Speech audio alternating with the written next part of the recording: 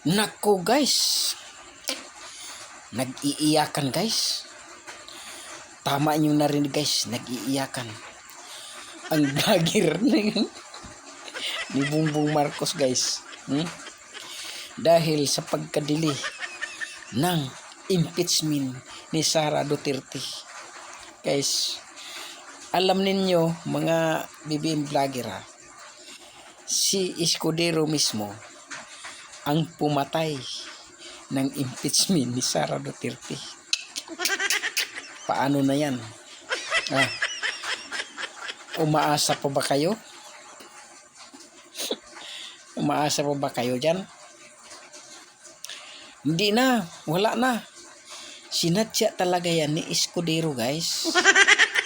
Dahil ayaw niyang may pumalit sa kanya guys sa pagka-Senate President guys.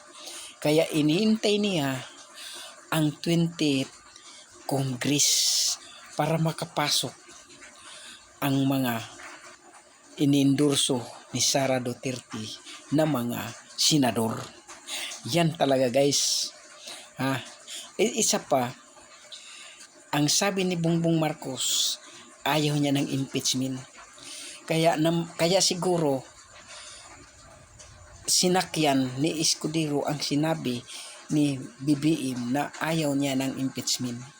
Pero sa totoo lang guys, may kinalaman din dyan si President BBM guys.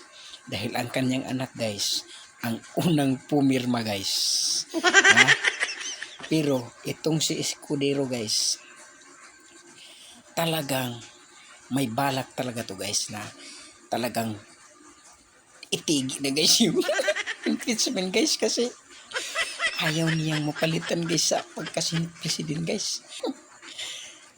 Kayong mga vlogger dyan ni BBM, hanggang saan ba kayo umaasa sa impeachment? Magsitigil na kayo, okay? Pinatay na.